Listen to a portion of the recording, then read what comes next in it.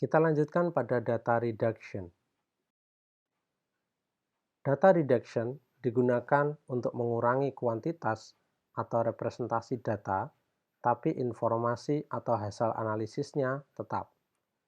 Dalam hal komputasi dan penyimpanan, data reduction akan meningkatkan efisiensi proses.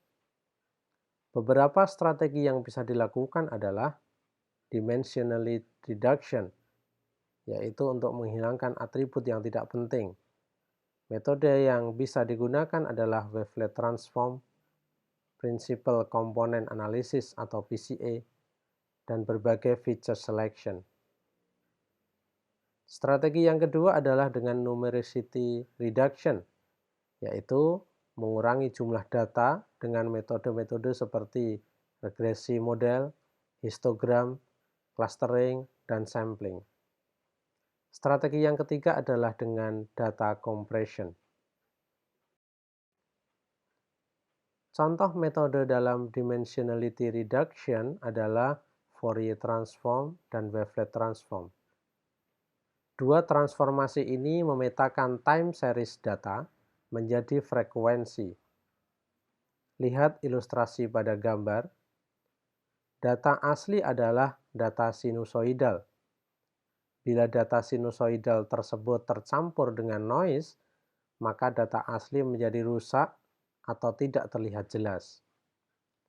Dengan menggunakan transformasi, kita dapat memperoleh frekuensi utama data, yaitu yang bernilai tinggi pada gambar.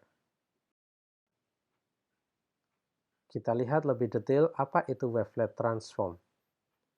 Wavelet transform menguraikan suatu data menjadi subband frekuensi yang berbeda.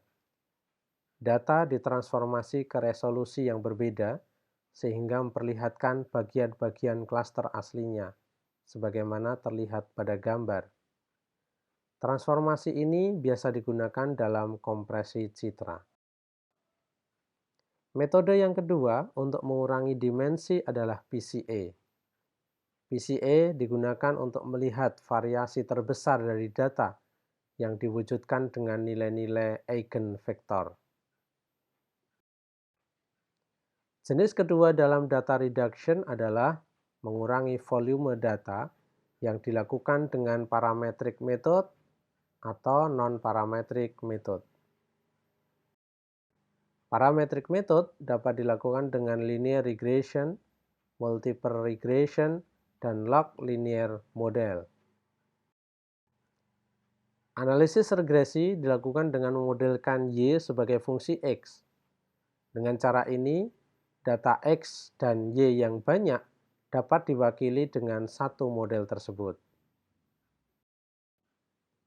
Pengurangan data juga dapat dilakukan dengan membuat histogram data. Data yang banyak dibagi menjadi bin rentang data tertentu, sehingga bisa dihitung jumlah atau rata-ratanya. Pengurangan data dengan clustering dilakukan dengan mengelompokkan berdasarkan kemiripan dan diwujudkan dengan berbagai parameter cluster seperti centroid dan diameter. Sampling juga merupakan cara untuk mengurangi data. Pengambilan sampling dapat dilakukan secara random, stratified, atau cluster. Jenis ketiga untuk mengurangi data adalah dengan kompresi.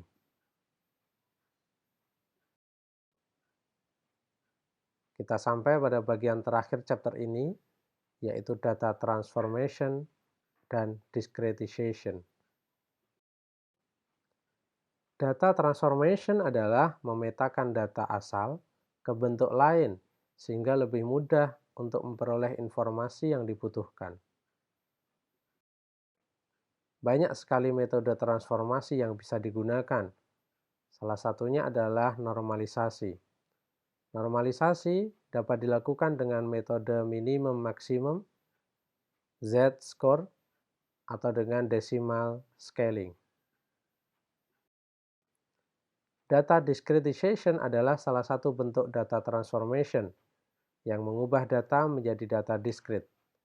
Metode yang umum digunakan adalah binding, histogram, clustering, decision tree, atau korelasi. Kita sudah sampai di penutup chapter ini. Apa yang telah kita pelajari adalah tentang pre-processing sangat penting untuk mendapatkan data yang berkualitas baik, yaitu terkait akurasi, kelengkapan, konsistensi, lini masa, kepercayaan, dan pemahaman data.